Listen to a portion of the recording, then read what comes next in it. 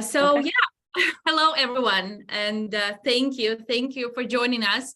As today is our very first kids casting webinar on how to attract casting directors' attention. And my name is Kate. I'm head of casting directors department, and I really love to thank each of you for coming, and especially kids. Hi, kids. Hi, guys.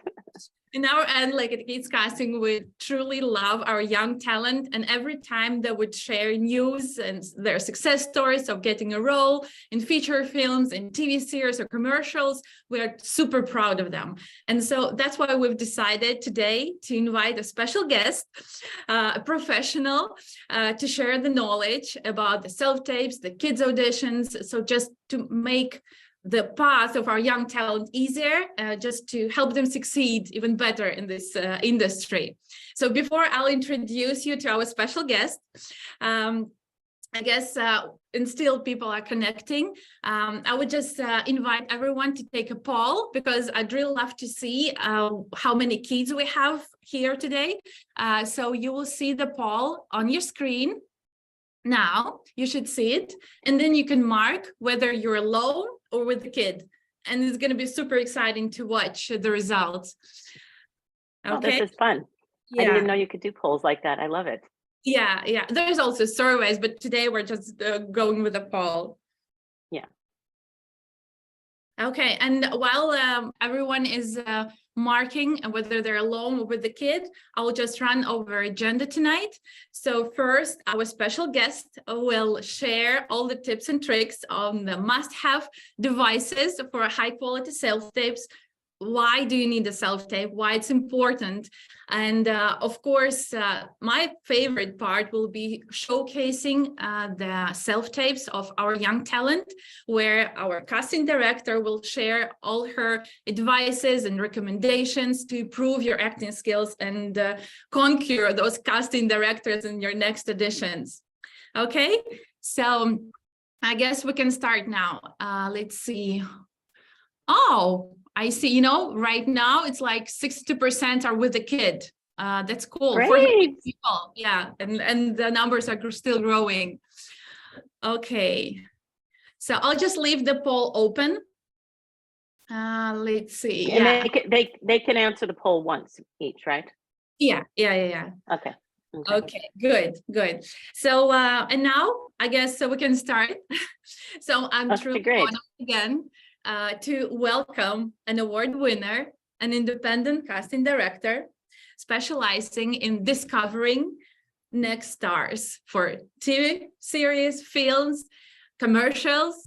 This casting director has cast like over 50 public service announcements, dozens of video commercials, and many feature films and short films. And one of the projects that I'm really eager to watch is the international film Nomad, which our casting director has cast in over 20 countries. Can you imagine? How cool is that? So the experience that she's got is just like, it's crazy. So each of you who is attending this webinar today, you will have such a valuable insights and ideas how you can improve your career, how you can get into this business, how you can get more callbacks from your auditions. So, okay, now I'll stop talking and I'll pass the microphone to Leslie Brown. Please welcome her to the stage. Thank you so much, Kate. I appreciate that. Very impressive welcome. I don't think of myself as that impressive. I'm always just focused on the project that I'm working on. And I think that's part of my success. And I want to just stress that for anybody who's out there that, you want to have a long career. You want to have all of these things that you can say that you did. But the important thing is to focus on the one that you're doing right now. And if you do that, then you will be successful. And so I think with the body of work that I have behind me, the first project that I did, which is the one that sort of launched me and got me into the international arena, was predominantly with kids. Okay, it was about a little kid playing basketball. He got bullied on the basketball court, and so he decided to get the whole world together to come behind him and rally for his right to play basketball. And so there was lots of kids in that, and it was my first real big adventure. I was producing as well, but mostly in the casting. And I just fell in love with the process. I fell in love with being in front of the kids and coaching them and helping them with the audition or helping them with that little bit of acting. And that's how it kind of grew. And that's how I feel like I can, I can kind of look at my career and come back to what are the things that I did that helped that talent sort of get to that next level. And then the industry changed. So now we're not in person as much, right? Now everything is on self tapes. So we have to kind of modify what we're doing, but still achieve the same result, right? So let's talk about, how do you get my attention? You've got just a little thumbnail, right? You've just got a little tiny picture of a video clip. It's not even the whole clip yet, but that little video, that little small image has to make me want to click on it and watch you. Because just like in this webinar today, this is your first one. This is the inaugural launch of doing these webinars. There's going to be other casting directors that come, and based on the success of this, you might have another webinar where there's 500 people attending, right?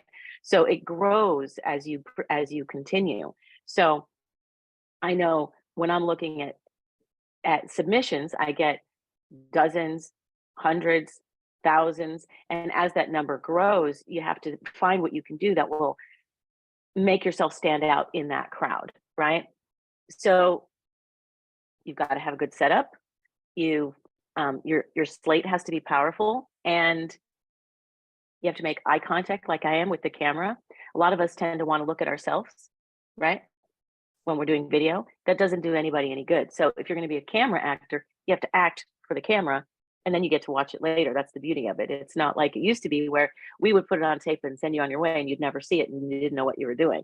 So you have an advantage here, right? You can have your setup, like you've got your nice setup where your lighting is good and you've got an image behind you, and that works for a webinar. I like to have something that's a little bit 3D, but still sort of simple in the background. So I'm in a corner rather than flat up against a wall. And these little choices that you make can make a difference in how we see you on that first thumbnail. And I'll just show a little example. I like to do this. I have a light on myself. That's a natural light. If I turn it off, that just makes me kind of go gray, right? So even that little bit of, getting the right equipment, having your setup, being framed so that I can see you and making that eye contact is the first battle in doing the self-tapes. So ask me a question, because I know that I can just keep talking and talking and talking. I don't know if I'm going in the right direction with the content that you wanted me to share. Yeah, it's perfect. I think that's the first step, actually. Background, sound, light. That's the must-have tools, and sure, our talent has to pay attention on all of this setup, because you as casting director will be paying attention on the self-tape, and you'll be reviewing the self-tape or considering this talent for the role. So yeah, you're totally in the right direction. Great. So that sparked another thought for me, which is you might have to make an investment in a lighting kit. Like the lighting kit that I have is maybe $80, maybe $150 for a good one now, with 2 lights on it and a tripod. And I put fabric on my wall. That back there it's fabric. You don't necessarily have to be like that. It could be just gray or blue.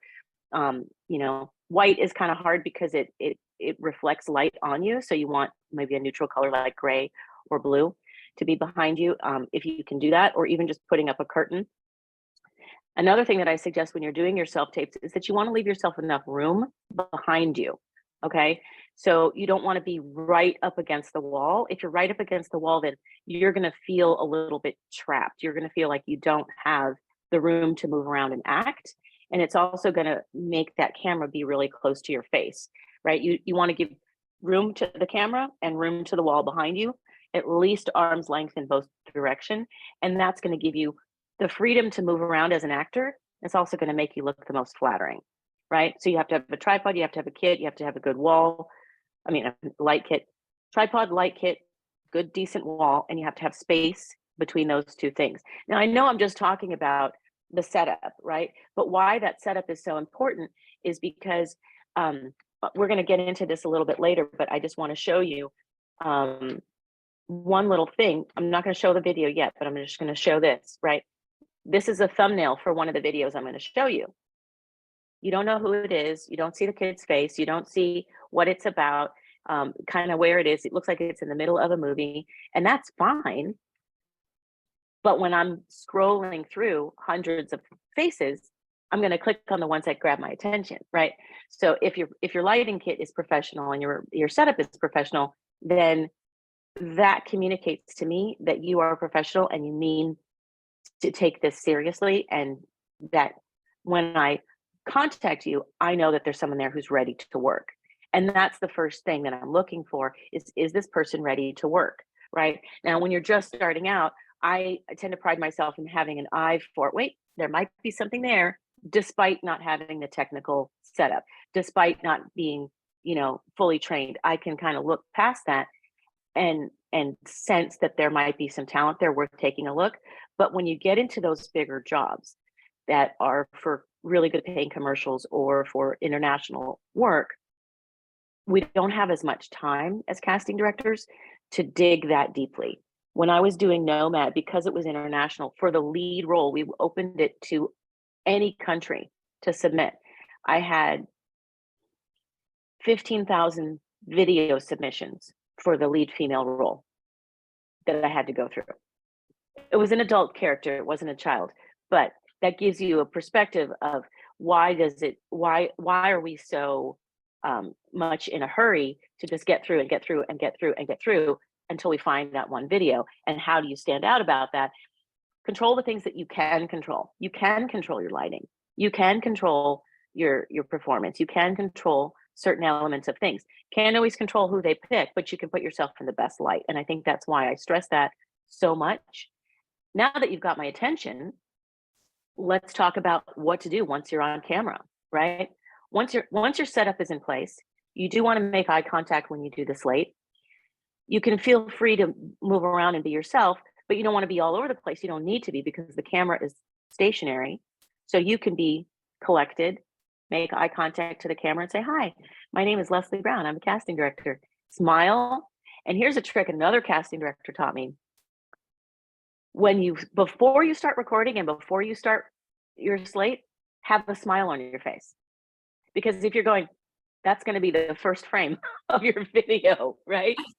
So if you start with a smile, my name is Leslie, and then you go from there, you're always going to have that thumbnail be a nice smile, which I thought was brilliant, because I've seen, half closed eyes and because people don't make the thumbnail necessarily, that's not something you can always control unless you get into learning how to edit your videos. But that's another thing I want to get into is typically we don't want you to edit the videos, right? We just want it to be start and stop. You go all the way through, because if you edit it too much, then now it can be distracting. We can miss part of the performance that we want. You sometimes don't know if what you think didn't work, the director might think worked. So we don't want you to edit anything else. We also want to know what we're working with as far as performance, because if it takes you 20 takes to do the performance, that's not necessarily going to be economical on set, right? We want to see, what do you do from beginning to end? Even if you mess up, how do you deal with it, right? So rehearse, and then record it. You don't need to edit it, is my point, unless you're specifically told by the instructions to edit. All right. Am I going in the right direction? Yeah, you're perfect, Leslie. Okay. Everything is fine. I was just wondering about the script. Yeah. Do you need to learn the script, or you can just read it? Does it make any difference for you as a casting director? It depends on the length of the material. Okay. So if I give you 2 or 3 pages and there's a lot of dialogue, I don't expect you to have that fully memorized within 24 hours, right? But if I give you 1 page and there's only 3 or 4 lines, you should fully have it memorized, because it's not a lot of work. And we want to know that you can memorize. And that's because you're at home now. I didn't call you at 9 a.m. and give you the script and say, be here at 2 p.m. I'm going to record you right across town. Like if I don't, back in the day, you would get calls in the morning and you had to be at the audition in the afternoon, right after school. But that's not the scenario anymore. You're at home. So if you're given the script, do your best to memorize it. But you can have it handy if it's very lengthy, right? You can have it like this, but just off the frame. And you can glance at it if you need to do your performance, look at it real quick, and then keep going. But that's just because it depends on the amount of time that we've given you as casting directors. If we've given you something that's theatrical, that's for, dramatic television or, a feature film, we're going to give you 3 or 4 days in many instances to work that material, get with a coach, practice it a few times, record it, you know what I mean? And then send in your tape. So if you're given the time, you're expected to know it, unless the fine print from the casting director says, don't worry about it. Okay. Yeah. That's good to know. That's really good to know. But how about the reader? I mean, do you need to have a reader, or you can just skip the second part, the second role? Well, I think that, again, it's going to depend on the situation. In some of the, in fact, quite a lot of the projects that I do, there's not very much dialogue. It's a lot of reaction, right? So if I'm casting the person who's reacting to what someone else is saying, you have to have the other person say it. Okay. One of the public service announcements I did, I actually, based on how I directed the actors in the audition, it changed the script. The director was so impressed with what I did. I was like, oh, really? Okay. I was just trying to get a performance out of them, but this is what I did. So it was for one of the human rights. And it was, I think it was the human right, no torture, right? We have the right to not be tortured. And in some of the ads we showed a positive, and in some of the ads we showed, don't do it this way, right? So in this ad, we were supposed to have kids naming the person who you didn't expect would be someone who was abusing them, right? This is a, kind of a delicate topic, but the way the script was written, they were naming a person. They would say like a relative's name or a teacher or this or that. And to get the kid to the point where they could just say that one word, I asked them to tell me a story of something that bad that had happened to them that they made up. Like maybe they got kicked by some bullies on the playground. Okay. And so as they're telling me the story, at the very end, I would say, and then who did this to you? And then they would say the bullies, right? But you can't just expect a kid or even anyone to get to that emotional place with just one word, right? So you have to give them someone that they can react to, and then you're seeing all that reaction in their face. So if it's not dialogue heavy and you have a lot of reacting to do, you do need a reader so that you can respond to them. Because acting is mostly about reacting to a situation, right? If I say to you, Kate, be happy, you go, what does that mean, be happy? But if I say, oh my gosh, look at this cute kitten, then you smile just like you are right now, right? Because it's a reaction to me telling you about a cute kitten, right? But if I want a negative reaction, like, you're telling a story that's sad and you got hurt because you got kicked on a playground, you can't just go, I'm sad, because it doesn't work, right? You have to have someone telling you a story and you kind of get shocked and you feel sad and you feel some sort of emotion, and it's a little harder to do those deeper, darker emotions. And a lot of what I do is reactions, I guess. So to answer your question about do they need a reader, in some instances they won't need a reader. They can do it without, because it's more about a monologue, or it's more about what they're saying. And in other cases, it's them being the person that's reacting. I don't know if you've seen, I recently watched the series Wednesday. Right. She does a lot of reacting. Yep, that's true. You think what you think you're hearing what she's saying, but she's not talking a lot. She has some dialogue, but she does a lot of this looking right in the camera and going, that's not how, because she's doing this mystery solving, and she's thinking this person's the killer and that person's the monster, and but it's a lot of her just looking straight at the camera. But why does it work? Why is it so amazing? Why is it in the top 10 on Netflix? Well, because she's reacting to a situation in a very subtle, very close, very intimate way. And she didn't have the director just say, okay, now think about the mystery. She's got a lot more food to chew on, mental food, right? That will get her there into that emotion. So if it's tough material, you definitely need to have a reader, and it's got to be someone that you can trust and get there emotionally. And that it doesn't even have to be just the darker things. It can be the lighter things. If it's supposed to be comedy, you can't have somebody who's super dry and doesn't give you that upbeat fuel for you to respond to. It's hard if you don't have a good reader to help you. But some material you don't need to have a reader. And if you are in doubt and there's a way to ask the casting director, then you can ask, I don't have a reader available. Can I do it this or that way? And the casting director will guide you. Sometimes you can't reach the casting director. I always make it that I'm approachable, but sometimes I miss your messages. So you have to, because I get a lot of them. Is there any class on mimics, like mimics class? I mean, who would like teach more to get the mimics involved? I don't think I understand what you mean by mimic. I said I get a lot of messages, but I don't. I got it. But I mean, we're talking about the face expressions, all the emotions that you have to show on camera.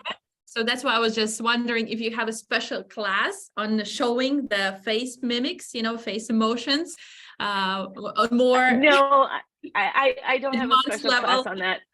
But I do private individual coaching. I think it would be a little bit crazy for me to try to do a class with a bunch of people, and it'd be a little hard for me to focus. But there is a really great school in Los Angeles, and I think they do remote training, and it's called the Acting Center. And they do a lot of stuff with emotions. And their people book a lot of commercials. And I'm pretty sure they do a lot of stuff with kids too. They just don't promote that they do. So they have more, 18 and up. But if somebody wants more recommendations, I can, find acting schools. I let the acting schools do the work. But here's what I do say. If you want to learn how to find all those emotions from the really darker ones to the really, really high, light and cheery ones, then take an improv class. Do something where you have to be on the spot and reacting to an unexpected prompt from a fellow actor. And I just recommend improv, even if you're only acting for a few years as a kid, and then you're going to grow up and you're going to go be an engineer and do something else. It still helps you in situations where you have to come up with something on the fly. It's a really good life skill to have, to take an improv class. Even if you just do it for 6 weeks, it will help a lot. My kids took improv classes, all of them, and none of them are actors now, but they do great in life. And they're funny because they can think on their feet, in situations. And you can do public speaking, and when I say public speaking, you could be in a boardroom and you have to do a presentation about why your engineering job is this and this and this, or, doesn't even it could be science related. It doesn't have to be performance arts, but you're still going to find yourself in situations where you have to speak, and improv really helps. Yeah, I totally agree with you. And I think actually acting class has to be like on the schedule of every kid at school. It's just like a must-have lesson to take at school, because it really does help a lot in life. That's true. Let's cover the question about the clothing. Like, what should kids wear during recording the self-tape? Okay, good question. Open, like, I don't know, with sleeves, without sleeves, jackets. Good question. If there's no description from the casting director as to what you should wear neutral colors that aren't going to distract from your face, unless you're reading the character and she's supposed to be. I'm going to date myself. Do you remember that show Blossom? It was a Disney show, and she was a teen character, or any of. Yeah, because that was in the 90s. But anyway, if it's a very colorful character, then wear something very colorful. You know what I mean? If she's supposed to be a very talkative, outgoing, and I'm thinking of a she because of costumes, and girl characters and Disney shows tend to wear lots of fashiony things. If that's what it calls for, then that's what you should wear. But the key thing is you need to avoid busy patterns. You can have patterns, but not busy patterns, right? Like, you've got layers on, you've got the white and the blue, beautiful, perfect colors. So there isn't you'll hear, don't wear white. That means don't wear all white. Like, you're wearing white, it's okay, it works because you have the blue over it, right? But don't wear all white, because the white picks up the light from the camera and it bounces around and makes a glare under your chin. And unless it says to wear all white. But if we're talking about if it doesn't give you directions, right? If, like, in the casting notice, it doesn't say what to wear. You want to wear something simple that's kind of not going to distract from your face. You don't want it to be dated. You don't want it to look like it's from the 1920s, or the 1950s, unless that's what the character calls for. So I think you need to use your judgment on what kind of a character is it. And if there's not much of a description and it's just contemporary, present day, then you can wear a layer, like you can wear a shirt with a little jacket over it. You can wear something that has, like I've seen like boys with a stripe on the shirt, kind of like Charlie Brown. It's like one or two big stripes, but you don't want it to be little tiny ones, because then what that does is it messes with the video and it kind of vibrates, right? Choose colors that complement your skin tone. That's important. But I think the key thing is that you don't want to be dressed up like it's for a pageant. We just need to see your face and your performance, and the clothing needs to not distract from that. Right. And how about hair color? Because now teens, dye hair, in pink, purple. Okay, so on hair color, this gets into like another zone. You want your headshots and your photos to reflect what you currently look like. I wear yellow because my picture that I sent you, I'm wearing yellow, and it works. I don't wear yellow every day when I'm out and about. I'm usually wearing gray, but it doesn't work on camera, right? So you want your headshot matches you. You look like your headshot. I look like my headshot. That's what we want. So if you're the kind of kid where it's like you're a little bit of a unicorn and you've got several different colors today, and the next week it's pink, and then the following week it's green, then you need to have multiple headshots that reflect all those options, right? Some people have, the darker skin, like black girls will sometimes have their hair straight. They'll sometimes have it curly. They'll sometimes have it in braids. They'll sometimes have it long. They'll have it short, or short and long. And it's fine. Show me lots of different pictures with all the different looks. There's some senior women that have lots of wigs. That's what they're like, okay, I can be a silver-haired elderly woman, or I can be, the homeless grandma with my hair all disheveled. And they really do look very different. But that's when you start to get into people who are really character actors and not so much leading roles and secondary roles, right? Character-y types, you can have all of that, all of those different looks. But what I don't want to see is you send me a picture of you as a blonde, and then you show up as a brunette. You send me a picture of you with blue eyes, but you show up with brown eyes. I don't know who it is, because when I'm looking at the photo and I go, oh, I like that, that's what I want to see, right? But if you don't have a photo and you haven't had a chance, just take a Polaroid, well, not Polaroid, but take a selfie and include that in your submission and say, these are my headshots, but this is what my hair looks like today, because I've made a change and I haven't had a chance to get professional shots. Just do something. You can do something with your cell phone, and it doesn't have to be like a professional photographer if you're just showing me that you made a change to your hairstyle, but do make it a nice photo. You know what I mean? Simple background, shoulders up.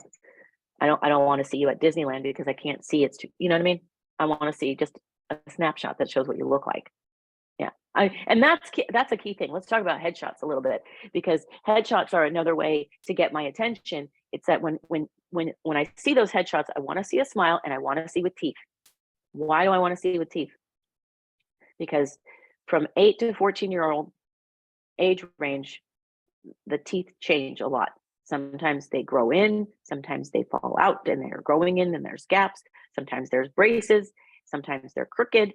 And if you don't show me your teeth, and I think that you have teeth in a certain way, and then you come into an audition and you're different, you're going to lose credibility. We might want somebody who's missing teeth. We just might. We might be looking for kids that have those two bottom teeth that are missing, the two ones that are on the top that are missing. We just might want that. We just might want a kid with braces. We just might want a kid with crooked teeth. We want to see your teeth.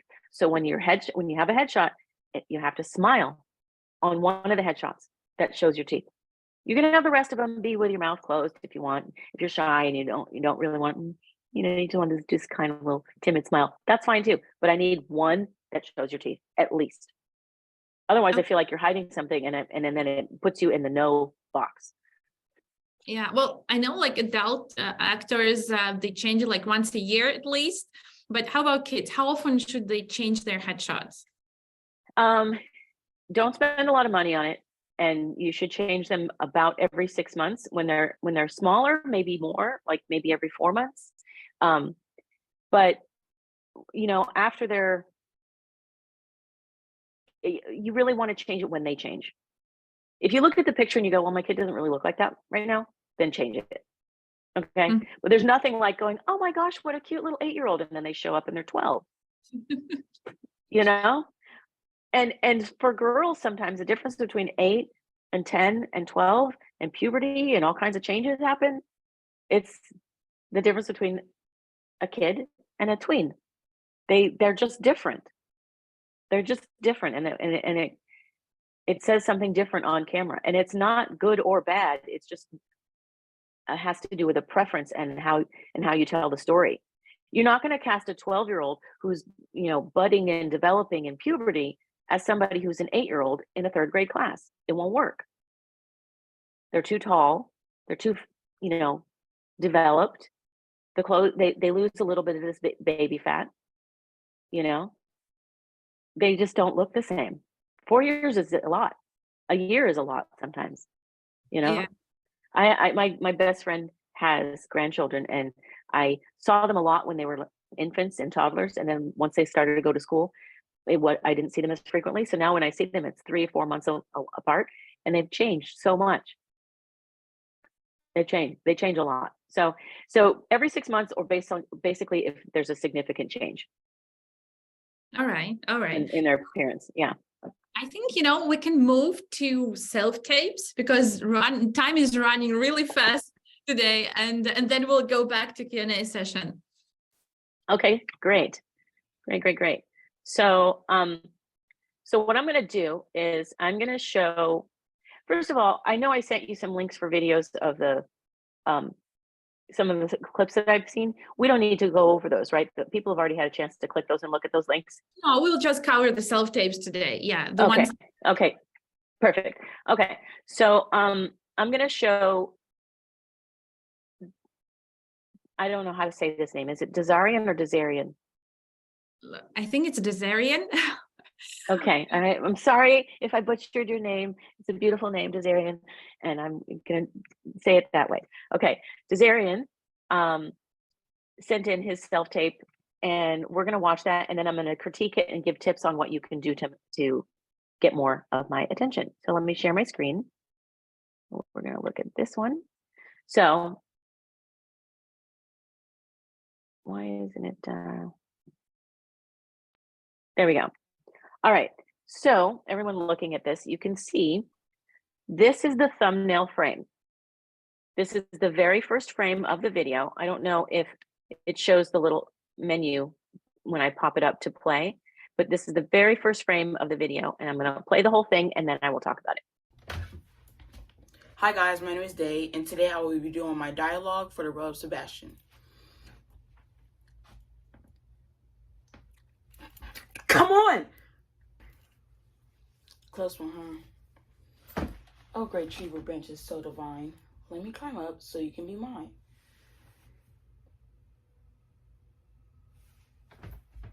Give me a boost, will ya? Okay. All right, so we had a chance to look at that. So now I have some key points. Diction is one of them, centering on the frame, and editing. Those are the and then the thumbnail. Okay, so we'll talk about the thumbnail. That first frame is wait a minute, here we go. This first frame is the thumbnail that I would see on a screen that would have maybe 20 thumbnails, right? So when you guys are looking at this webinar right now, I think the way the framing is, I'm really small and I'm in a little box like a thumbnail, and Kate's really small in a little box, and then the video is bigger, depending on whether you're looking at it on a phone or on a computer. But the point is that it's a small, maybe 1 inch by 1.5 inch size. And when you have a dozen of those to look through to catch your attention, you might skip past one like this because this is the first frame, right? So if your video editing software gives the opportunity to pick a frame, I would have at least picked something like that. Well, that's got his mouth open, but there we can see who this actor is. So when I'm looking at thumbnails, I can go, okay, at least I know it's that kid, right? So that's important. That your first frame. Now it looks like he did the videotaping himself rather than having somebody tape for him. And I'm going to guess that because we are talking to kids, that there's a parent doing the taping. So if the parent is doing the taping, have them smile first, and then, smiles. Your smile has to be with your eyes, not just your mouth. That's a big one for me, right? We don't want to see this because that's not a smile, right? So this is a trick that I get my kids to do when they were kids, as I would say, all right, go ha ha ha ha. And they would be like, what are you talking about? And think I was crazy. And then like, just do it. Go ha ha ha ha. And they would feel so stupid, it would embarrass them, that they would then smile. So they would go ha ha ha ha. And then there'd be this really beautiful smile right afterwards. Look, it made you laugh too, Kate. You're so mean. It made you laugh, right? And then you get a really nice awesome smile. trick, Leslie. Thank you. That's an awesome trick to use in life. Yeah. And when I would do live auditions, because I want them to smile for just a photo, I would say, all right, ready? Say pickle juice. And they would go pickle juice. And then they'd get this nice smile. I'd say peanut butter. And I go peanut butter. And then you get a smile. Anyway, you got to find a trick with your kid that makes them do a natural smile, because they're kids. They're not actors, really. They're just trying to please you or please their teacher, or maybe they really are actors and they're dramatic and they're going to be Shakespearean. But the point is, just let them be kids, right? That's kind of the ones that get booked the most, is the ones that are just, let them be kids. Okay. So you do the taping, tell them, get them to smile, and then do their slate. And for he said his name in his slate, he goes by Day. So for Day, you got to work on your diction. And the way you work on your diction is not a lot of fun, but it's very effective. Let's see if I can find. Here we go, with the chopstick, but you can use a pencil. Put a stick in your mouth and learn to talk clearly, so that when you take the stick out, you can talk clearly and we can understand you. Because in his video, diction, he's got his mouth a little bit closed, and so it's a little hard to understand because it's a little bit mumbling, just a little bit. I'm exaggerating for the effect of communicating in the webinar what I'm trying to say, but that's what I'm picking up from the video, right? So diction is a really important thing, because that's what we're trying to do here, is we're trying to communicate through words and facial expressions in a little square box, right? Screen acting, got to hear you, got to see you, right? And then also, I want to see him centered in the frame. Like the framing that he's in right now is perfect. If he stayed there and didn't leave the frame, but did all his performance there, it would be better, because I could see the performance, right? It's okay that he's a little off to the center. That kind of happens naturally. That's fine. But as we play the video, I'm going to turn it down a little bit. Hi guys, my name is Day, and today I will be doing my dialogue for the role of Sebastian. Okay, so from the dialogue into the performance, give yourself a beat, right? If you're going to do your slate and your act all in the same take, get yourself centered and then do the performance. You're not in a hurry. I mean, unless your video is too long and you're trying to make it shorter, which is not the case here. Take your time. Take that beat to get into character and then do it, if you're going to do both the slate and the performance in the same take. But now he's made the mistake of, he can't see himself, maybe, and he's too, I don't see his eyes, I don't see the performance, right? So the whole purpose of the audition is for me to see your performance. So if you're too far away and you're too small, or you're too up close, or you're out of frame, or you're out of focus, I'm not going to see the performance. Let me play a little bit more. Come on. Okay, he made an edit here. I don't need him to. He should have just put the thing on his head as part of his action. And I don't know why he has one take and then another take. Was there a mistake that he made? Did he have to do this many times? Like, it raises questions in my head. Why is there an edit when he should have just taken the hat out of his bag and put it on? I chose this scene because there's a lot that the kid does between the things he says. And that's what I'm looking for in the performance. When there's very little dialogue, it's like, okay, hold on, let me grab a prop.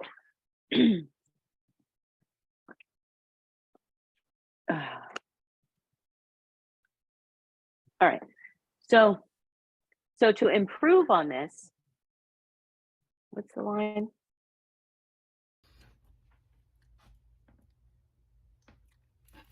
Come on. Okay, so in this scene, this kid is talking to his imaginary best friend, right? And it's written for more of a younger kid, but that's okay. It can work here at this age. So he's got to take the time, look over his shoulder.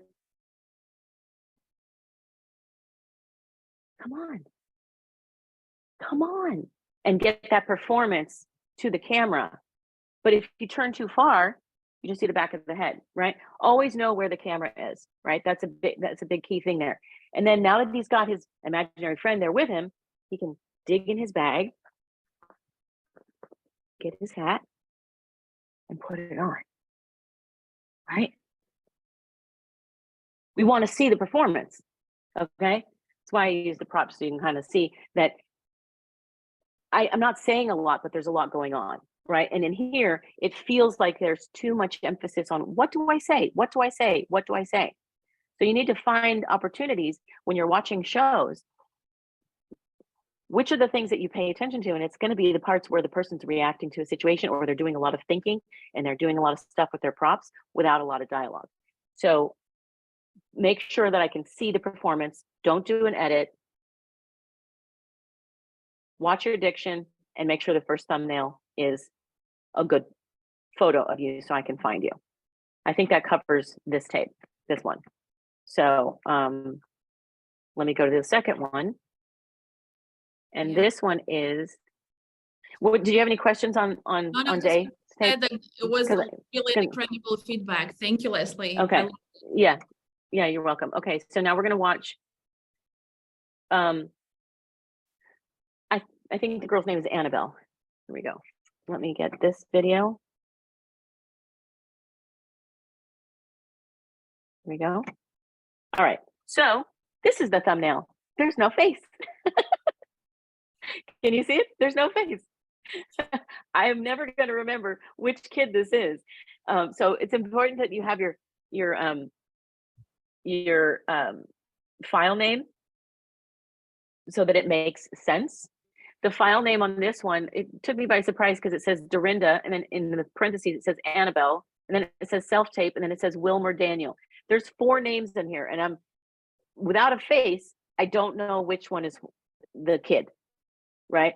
Now, don't presume that I remember who I called in to audition, because as an example, I did a student film.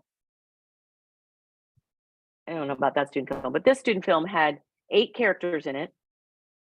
And for the 8 characters combined, I received a total of 5,000 submissions for a student film that paid $125 for one day's work each. I had 5,000 tapes and faces to go through to make selections. And so if I go, okay, I want to see Sally and Joe and Bob and Day and Demarion and, Lucinda, by the time your tape is coming in, I might not remember your name, right? So it's super important that your file name makes sense. But I didn't change it. So here we go. Let's watch the tape, and then I'll make notes, and then I'll give a critique. Hi, Sebastian. Hi, Frank. What are you doing here? I just got off the bus. Did you get in trouble? I didn't do it, so why would I? Mrs. Moulton told me that you got sent to the principal's office. He wanted to congratulate me for being the recipient of this month's Cougar Award. I helped Tyler get off the monkey bars. Where's your Cougar button? I lost it. Frank and I don't have time for this. We have to go. Where are you going? Mars. I'm becoming a Martian. That's a map of America. Thanks, Einstein. We're going to Florida to catch a space shuttle. I want to come. Keep dreaming. Your only intelligent species can come on this expedition. You take that back, you nose-picking buffoon. No way, Frank. She's a girl. She smells. She's not coming. What do you mean she has a better sense of direction? I can read a map.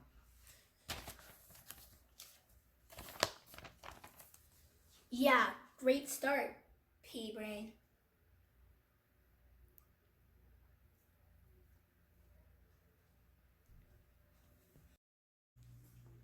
Okay, great. All right, I have my notes. Okay, so we talked about the file name. We talked about the thumbnail. Now let's talk about her setup. I didn't say too much about Day's setup because it made sense to me where he was in his room. But in her setup, the lighting actually is a distraction to me because she's too close to the wall behind her, which creates a shadow, and it's an involuntary motion of your eye to go where you see movement. So when I'm looking at her, and this again, we're talking about how to get my attention. You want me looking at you, not your shadow, right? So that's why I stress this. So let me get to that part, okay? You see that when she walked in, you got this shadow. You got to fix your lighting so you don't have those shadows. And then when she's here, let's see. I lost it. Of America. Thanks, Einstein. I'm still distracted by that shadow that's to her left a little bit. I want to come. See how she jumped around? Your eye kind of looks at the shadow and you can't help it. You're not trying to go, let me see what else she did in the background. No, she's jumping up and down with excitement, enthusiasm, and my eye goes to the shadow because it's motion, right? So you got, just like you have in your frame, you've got those two lights. Typically, you should have two lights so that you don't have shadows, and you've got to be farther from the wall. If you're farther from the wall, then the shadow falls on the floor instead of on the wall, right? It's a small thing to do, but it is something you can control so that when your audition goes in, I'm looking at you and not your shadow. Anyway, so that was it. So lighting. All right, now let's talk about the dialogue. The words that she's saying, there's a couple of things in there that I think she doesn't know what those words mean, or she doesn't know how to say those words, so they don't mean as much as they could in the situation. And she says, she mispronounces the word cougar. So in the scene, the kid says he did something good at school and he got a recognition from the teacher for doing a good job, which from the dialogue is a pin, like something that you put on your shirt, like you get a little thing, you put it here, it's a pin, right? And from reading the script, I think the school's mascot is a cougar. So they get a little cougar, which is like a little, a wildcat, and they get to pin it on them for doing a good deed or getting some sort of award. So the little boy lies to her and says, oh, I did a good deed. That's why, I got this. And she goes, well, where's your cougar pin? But the little girl, Annabelle, I don't believe she understands what she's saying, right? In that context. We'll play it again and you can see she's just saying the lines. She's not understanding what she's saying. She's just saying words. And that takes away from the audience experience. We need to understand what you're conveying. So she has to have the emotion behind it. And the emotion behind it, she needs to build a character of some kind. Like, what kind of a girl is this? Is she sassy? Does she not trust this kid that she's talking to? Does she like him? Does she have a crush on him? Is she jealous of him? Like, what is her feeling toward this other kid? And that does not come through in this scene. So to me, it means that she's being coached to just say the lines a certain way. And that's the last thing you want to do with the kids. You don't want to tell them, say it like this, say it like that. What you want to do is you want to give them a reason for saying the line. You want to give them a feeling, an emotion that they can have while they're saying that line. So if she says, "Where's your cougar pin?" maybe her feeling is she doesn't trust him. Okay, and let's play. What I? Mrs. Moulton told me that you got sent to the principal's office. He wanted to congratulate me for being the recipient of this month's Cougar Award. I helped Tyler get off the monkey bars. Where's your cougar button? Right? She says, "Where's your cougar button?" But it's cougar button. So she doesn't know what she's saying, and that immediately comes through. She doesn't know what she's talking about. If she doesn't know what she's talking about, how is the audience going to know what she's talking about? You have to presume the audience has never read the script. Like when you're, like I said, Wednesday is one of the recent shows on television. I don't know what she's going to say next. So you have to say it like it's new, right? And that brings me to the next part of her performance, which is she's waiting for the other person so she can say her line. We don't want you to be waiting unless that's what it calls for in the script. You need to be listening. You need to be responding to what the other person is saying. So get a better reader to kind of give you that emotion. You know, you don't want a script where the person is super excited about something, but your reader is going, "And then I won the award and it was blah, blah, blah, blah, blah." And they're delivering it in a sort of a boring, monotone way when it's supposed to be exciting news. "I won something, oh my gosh." Because then your actor can respond to the emotion you give them. You know, give a kid a little bit more to work with. So here at the beginning, she says, "I heard you got sent to the principal's office." Why is she saying that? Give her a reason why she's saying that. Don't just tell her to say the line. Like the reason could be, maybe he got sent to the principal's office last week and he got in trouble because he did something, he made a mess in the bathroom or something, he spilled something. Or he drew on a desk, or, you know, I don't know, it's supposed to be third graders. So if he doesn't have a reason, if she doesn't have a reason to distrust him, then she's just going to say the lines and it's going to fall a little bit flat, which loses the audience's interest, right? So I'm looking at the time and I realize we're going way past what I thought, and there's questions coming up. I lost it. Okay. So, and the rolling of her eyes. The rolling of her eyes is very mechanical. It needs to be, think a thought, like, oh my God, like you're looking in your head for what you're thinking, right? So I guess the takeaway from this, to sum it up so we can move on, is make sure you have a thumbnail, make sure the lighting works, have a thought behind each of the lines. Don't be waiting for your line, actually be listening to the other person, and make sure you understand all of the dialogue and that it makes sense to you. So when you're saying the words, they mean something. And then I think the last part that I just went over was, don't do mechanical acting. Have a reason for your movement. And I'm referring to her rolling of her eyes. And I think that covers that clip. And now we can take questions. Right. See, I do better once you ask me a question, I go, "Oh, let me give you all the data. Let me give you all the information here. I can just like tell you and break it down." But yeah.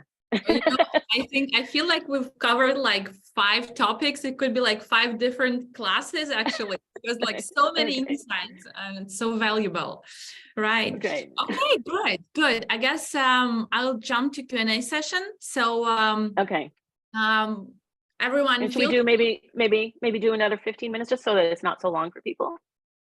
Okay. Yeah. Sure. Yeah. Let's just pick several, like 3 to 5, and then you could answer them. Maybe I could take some and answer myself. Sure.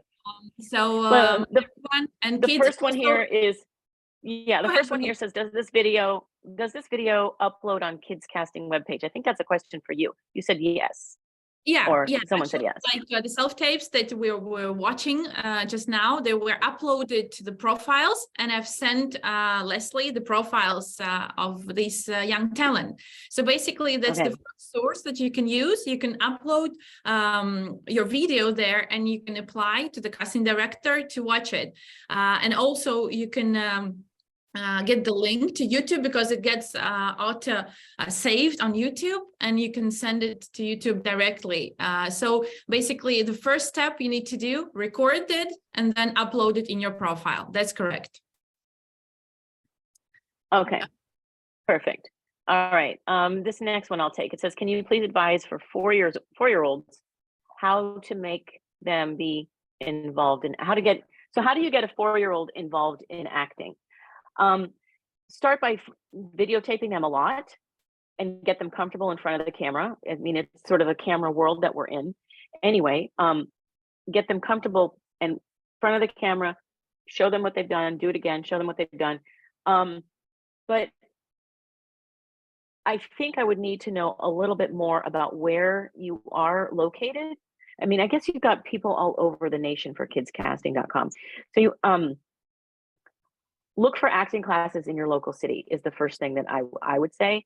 You don't want to spend a lot of money on getting yourself set up for headshots or anything, because kids change so much. So find an affordable photographer or learn how to use a camera yourself. That's what I did with my kids.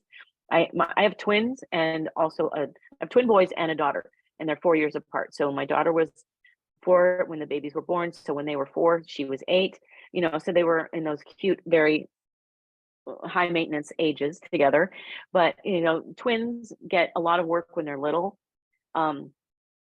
And I didn't want to take pictures every 6 months. I wanted to just, instead of spending money on all 3 kids, I just bought a really nice camera and I learned how to take the photos myself. So that was the way I did it. But if you have a friend who's a photographer, or you can, go online and look at examples of other 4-year-olds, headshots that are good. It's good because you look at the photo and you go, oh, what a cute kid. And you're not thinking about the photo. Then that's a good photo, right? So take some decent photos, get your profile up on Kids Casting, and start, make it a point that every day you check the site for new jobs. Every day you have to check, And then there's other websites that that are databases that you can get your kids on. But they just have to be, they have to be comfortable in front of the camera, and they have to be willing to be told what to do by someone other than the parent. If the parent can be nearby, it's totally fine to have the parent in the same room, but they have to be directable, right? By somebody else. I think that's the key thing here, because if the parent is really pushing and the kid doesn't really want to do it, and you send them to a director and the director says, okay, I want you to sit here and play with this puppy, and they go, no, I want my mom, then that's not really going to work, right? So they have to be, so to get started, get them comfortable in front of the camera, take lots of photos and videos, get them up on Kids Casting, check the site every day. And then there's some other websites that you can put them on, but you got to find what's happening in your local area as far as classes to get them engaged in working with other people. So that's the answer for that one. And then the acting schools that I mentioned in LA, I'm just going to mention 2. One of them is called the Acting Center, and they do stuff remotely. I know you can do classes online with them. Make sure you tell them I sent you. And then for the older kids, I don't know for sure if these people take kids, but my general answer is to take any improv class. I didn't specify any particular training on improv. Improv classes you should be able to find everywhere. Okay, so next one. How do you know which casting agency is legit? In Los Angeles and in California, you can find agencies that are SAG franchised. Actually, you can find them nationwide. I just live in Los Angeles, so I tend to know that. But if you're talking about, are they legit? You want to know, are they able to work and put their clients in SAG jobs for film and television and commercial? If you're talking about print, or you're talking about radio, or you're talking about theater, I don't know how to check on those agencies to see if they're legit or not. But you can check with SAG and just call SAG. You can also, in your local area, check with the Better Business Bureau and see if there's any negative reports on them. And Google is your friend. Look for reviews. People talk. It's the culture that we're living in. One bad review will kill will kill a company. So that's how I would go about searching. And ask other actors. Anybody. Here's one thing that you can do is you can go, if you're not sure if an agency is legit, find out some of the talent that work for them, like who do they represent, and get in touch with that talent and ask them if you can. You can find people. You can find them on Facebook. You can find them, you can find them on Instagram. Hey, I see that you're represented by so-and-so agency. Are they legit? And find out. If you can't get good reviews, then if it seems sketchy, then it's sketchy. Okay. How can we find real? Yeah, I'll just take the next one with the castings. I think I'll just want to add that we're covering casting calls for US and Canada as well, because the question is about the casting calls in US and outside the US. So currently we're covering 2 countries, but in future we're planning to expand. So just follow our news. But currently, yeah, it's all mostly US and Canada, and it's we post them every day, all new casting calls, because we're talking to casting directors, and they're always sharing with us their casting calls. So go to kidscasting.com, filter by location, by gender, all the matching casting calls, and you'll find all the jobs you can apply with your kid, and then everything will work out. So, okay, next one. I guess that's for you. Okay. So it says, do you recommend dressing based on character description, like almost in costume? So no, I don't, but you can do something that is suggestive. Okay. So for example, if the character is playing a sport and they're a soccer player, yes, they can wear something that is suggestive of a soccer outfit, right? If it's supposed to be a school dance and they're supposed to be wearing a dress for a girl or a suit for a guy, they can put on a jacket, like you have a jacket on, or if it's a girl, she can wear a dress. But you do not want to go all out in full costume because it distracts from your performance. You want to just be suggestive because it helps the kid be a little bit more in character. That's the only reason. You don't want somebody wearing a suit when they're supposed to be a soccer player. You can't move like you're a soccer player because the jacket's too restricting, and vice versa. You can't be like, I'm going to a formal dance at my school when you're wearing sweatpants, right? It doesn't work. So you can have something suggestive of the character so the kid can work. All right, now Helen says, sorry, but a 5-year-old can't learn that big of a script. Helen, the script that I gave was just for an example to show so that I could have something to talk about to help you get more of the casting director's attention. When we're giving information to a 5-year-old, they probably don't have that kind of a script, right? You wouldn't be given that much for them to learn. And if they are supposed to learn something, you would be given more time for them to learn it. But if you feel like you're not being given enough time by casting director and it's too much dialogue for a 5-year-old, ask them for more time, ask them for some tips on what it is that they're looking for, or get a coach, get somebody to help them memorize. And one of the things that will help with memorizing is really understanding the words, because you can kind of forget something if you don't know what it means. So that's my tip on helping with a 5-year-old. But that script that I gave was for an 8-year-old. That script that those 2 kids were doing. All right. Anonymous, here, the next one. Can you tell me what I do? My baby is very active. She is small. She is 15 months now. Babies, I don't know what city you're in. If you guys have more questions, if you could put the city that you're in, that kind of helps me tell you where to go. And it's nice to know where people are tuning in from. So for starters, all kids need to have an entertainment work permit to work in the entertainment industry in the state of California. I don't know how it is in other states, but that's the first thing that you need to do is get them a work permit so that they're legal to be on set. And then you just got to find an agency that is accepting kids and take the photos yourself. With babies, you take the photos yourself initially just to get an agent to help you. I don't know how much you have for kidscasting.com as far as notices that come out for infants, but I don't know, Kate, do you get a lot of notices for infants or is it mostly for kids? What do you mean? She's asking, she wants to get started with her 15-month-old baby who's very active. Yeah, well, basically, I would say we have many commercials that are looking for small babies, just like a lot, like top brands, you know. So I would just suggest to start with commercials and also make the baby feel comfortable in front of the cameras, just like you said. Yeah. Because that's the thing. with 15 months old, you cannot do much acting still, but he can be a model for commercials and try to work on camera. And then, you know, once he will be old enough, start taking classes. Yeah, I guess that's right. The key thing is that they have to be comfortable with someone else holding them or someone else directing them.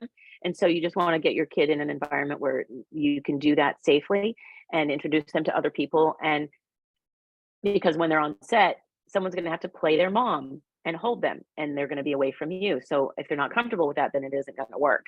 But the key thing to get them out there is pictures and get them used to being in front of the camera. All right. Maggie. Hi, Maggie. I know Maggie. So on self-tapes, when it involves a hug or touch, do you bring in another person? If you have another person to bring in, yes, you can do that. Just don't want to distract from the person who's auditioning. So make sure that the camera is more focused on the person who's auditioning. And if you don't have another person, you can use a doll. I've even seen people use a dog. So just it's kind of weird to just do an air hug. I think it looks weird. I think it's harder for the actor not to have something to interact with. But if, again, you have to look at the fine print from the casting director who gave you the notice and see what they're asking for in that script. Oh, someone wants, this is a tough one. I didn't come prepared for this. Can we please watch an example of a good audition so we have a better idea? You know, I'll get you one. Maybe you can answer a question or two while I dig this out. You know, I think while you're looking for it, we'll just take a couple more questions because we're just running late, I would say, and I would just cover a couple of questions. Let's see.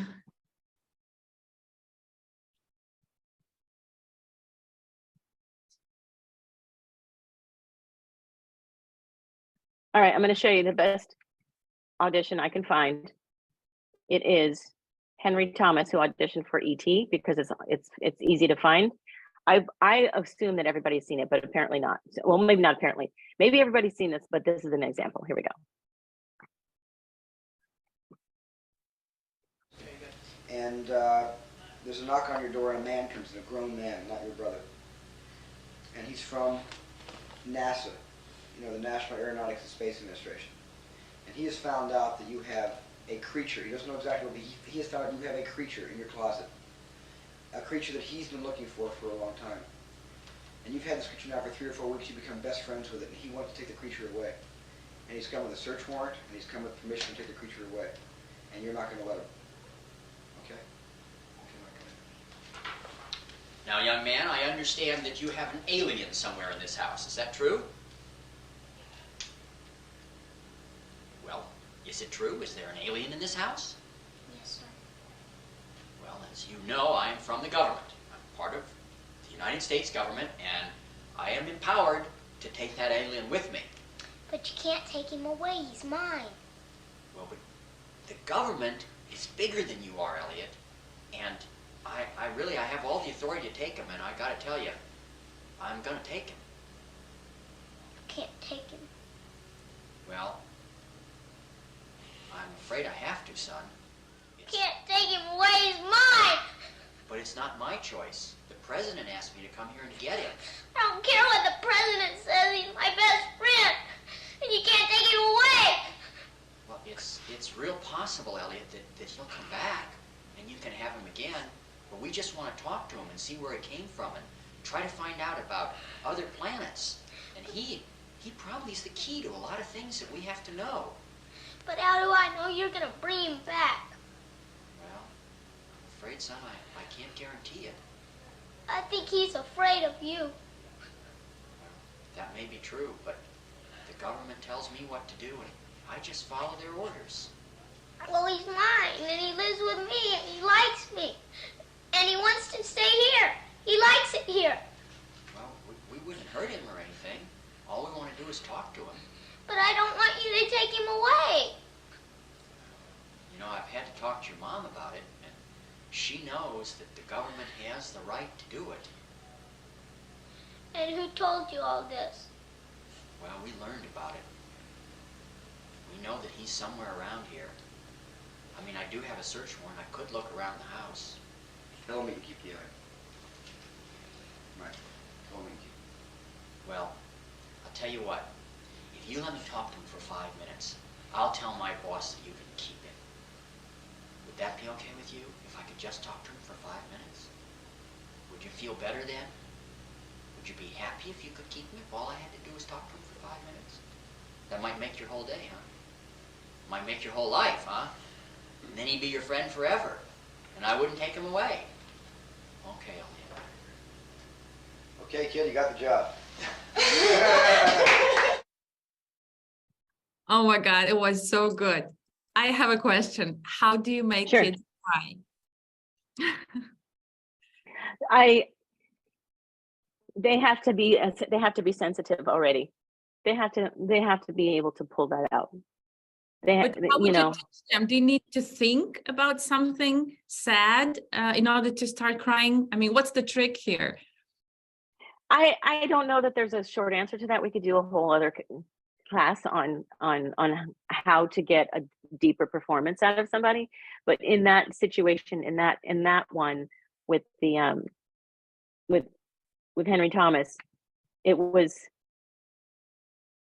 the key thing that I wanted to talk over while it was happening was right in the beginning. The interviewer asked him a question, and Henry Thomas didn't answer right away. He had a thought in his face, and he kind of looked down, and he was kind of thinking about it. And then, when he was asking, "Do you have the alien? Do you have the alien?" And then he waited, and then he finally answered, and he said it really soft, "Yes." But on the script, I mean, I think that was improv. That audition was improv. But the point is, what you see in that audition that makes it magic is he's holding himself together, and he's thinking those things. He's not just saying lines. And that's why it's a good audition. And he stays in frame. He stays there. So you can see his performance. We want to see your performance. That's what makes a good audition. I hope that was helpful. I know we're at 10:15. So, Daniel, don't worry about, you weren't supposed to, Wilmer Daniel, that was Annabelle. Don't worry about the slate, Annabelle. I did get the other tapes with the slate separately. Dorinda. Her name is Dorinda. She just named it as the name of the girl in the script. That was the name. Annabelle. That's right. So Dorinda, that's right. Annabelle is the character, and Dorinda was the actor. Okay, Dorinda, I got it. Yeah, but anyway, both of you guys, if you're listening to us, Desiree and Dorinda, you did a really great job. We're really proud of you, and you'll just start practicing, and you'll get there. And yes.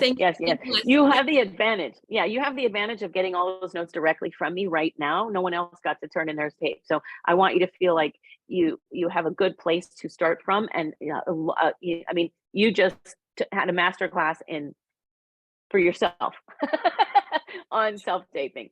That's why it's really important. Next time we will run a webinar and ask to send us the self-tape.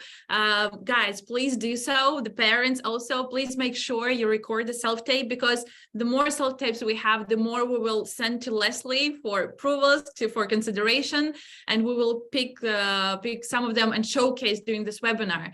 So it's really your chance to improve your acting skills in the real time, like with Leslie. I mean, what could be better? Okay, so I want to wrap it up, and I feel bad for people that asked a question that didn't get answered. So I'm going to give really short answers so you don't feel completely neglected. How long should the self-tape be? Long enough for your slate and one take. That's how long it should be. A script is typically 1 minute per page. That's the average. Okay, you're in Canada. Hi, Canada. Is it best to use props when in the scene? For example, a phone if the character is using one, but it is not said that you need to use one, and you're in New York. Yes, use a prop, but the prop should not be distracting. It just, I mean, if you have a phone and it's not full of bling, then yes, use it like you're talking on the phone. I've even seen people use remote controls. Okay, can young people send videos to you for feedback? Well, for young people, and you're in San Jose. In this case, okay, so Kids Casting is covering the age below 18, and for the age 18 plus, we have all casting platform. So basically, that's like here we have just kids below 18. Okay, so for these two questions from an anonymous attendee is, it sounds like you want videos, you want to send videos in and get feedback on them, just like I did with Day and Dorinda. And I can do private consultations. If somebody really wants to hunt me down to do coaching, I can do that. But it's a lot of work to just do it for, there's a lot that goes into it. So we can talk offline, or you can contact Katie for that. And then here you have a profile and submit for roles but no bites. And it's been a couple years. Yeah, I would have to do some private coaching on that one to really help you. So you can contact Katie for that and see if we can set that up. All right. What is the reasonable amount of money to pay for a 10-year-old's headshot? Anywhere from $100 to $500. Just depends on the photographer. And if you have a friend who's a good photographer and gives you a favor, you can get some good rates. Otherwise, around $300 is kind of the going rate. Does your agent need to be in your state? Reputable agencies in Atlanta. There are a lot of reputable agencies in Atlanta. The market is growing there, and yeah, I don't know if they need to be in your state. I'm pretty sure that they need to be licensed in your state. So, but definitely there's a lot of opportunity in Atlanta. I don't know what this means. I'm ready. I'm online. Can you please provide a few good agencies for kids and teens who are from Minnesota and would like to connect with film industry agencies? Well, if you're in Minnesota, I don't know where you want to work and where you're willing to go for industry. Like the industry is booming in Atlanta and in Florida and in California, and then there's a lot of theater in New York. So it's not just about getting an agency as much as it's about, what market do you want to work in, and then finding contacts in that location, because I just don't know what's happening in Minnesota. Demo reels contain stuff that this is a question, what does a typical demo reel contain? A demo reel needs to show what you look like currently and what your abilities are. So if you have anything that's athletic, you can include something that shows that. And if you have anything that's like a special skill, like archery or something, you can include that. But it doesn't need to be more than 5 minutes, and it should show anything recent that you've done. With kids, we don't necessarily need to see something that they did when they're 2, when now they're 5 or 10 years old. It doesn't really help. It can be 1 or 2 clips. It doesn't need to be a whole body of work. And what I'm looking for in a demo reel is really how you move and talk, and if there's a range, right? Can you do something that's really dark? Can you do something that's really light? Can you do something that's really big and outward? And can you do something that's really small and kind of close and intimate? And then this one is looking for acting classes in Richmond, Virginia. I don't know. You're going to have to research on that one. Yeah. Can kids specify just on modeling? Yeah, I think the questions are just going to keep coming. Oh, there's only 3 more. Yeah. In the script provided, was it necessary to tape the entire script? No, the script that I gave, I just gave them a scene. And it was, and it was also mentioned in emails and on landing page that you need just specific pages to read. So it was provided, right? Yeah. Advice for Toronto, look up Helene Roos. She's a casting director in Canada. And then, is the industry booming in New Orleans? I don't know much about New Orleans. And you need to research yourself, Roxy. Okay, and then here's a good one. Last one is the last question. If someone asks for a demo reel, how do I send it? This is how you send it. You create a profile on Vimeo. Vimeo is better quality than YouTube and has more features, and you can upload a video every week.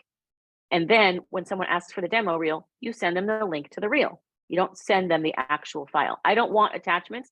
I don't have room on my computer for all of that. I just want to see a link to the video. And that's it. Done. No more questions. Yay! Thank you, Leslie. It was wonderful. Thank you so much. Oh my gosh. Your time. This is so fun. All this valuable experience. Oh my God. I think everyone is just sitting and listening with, open mouth, and all of our team is listening to you. We love it. We loved it. And I love thank it. you. Thank you for your time and all those insights. And I'm sure all of our town have so many notes now and things to work through, and act through.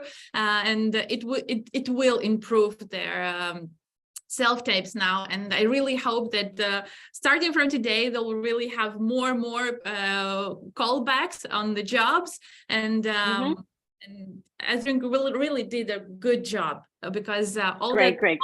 it's you cannot find it anywhere. Thank you, Leslie. Fantastic. Really great. You're welcome. And everybody, thank you so much for attending. And I just want to say I'm always working on something, and I never know when I'm going to need kids. Sometimes it's very adult, and then there's maybe 1 or 2 kids. Sometimes it's very heavy on the kids side, and there's 1 or 2 people that are adults. But you can find me on LinkedIn. I'm the most engaged there. I'm a little behind the skill set on Instagram and Facebook and these other platforms that people are very heavy on. So LinkedIn is the place that I've chosen to be more vocal and communicative. So if you look me up, you'll find me, and that's how you can reach me. All right. Thank you. All right. Thank you, everyone, and goodbye. And I'll see you soon on the next webinar. Please follow. We will send an updates. You will receive an email about our upcoming webinar soon. So thank you, and see you soon. Bye-bye. Okay. Bye-bye.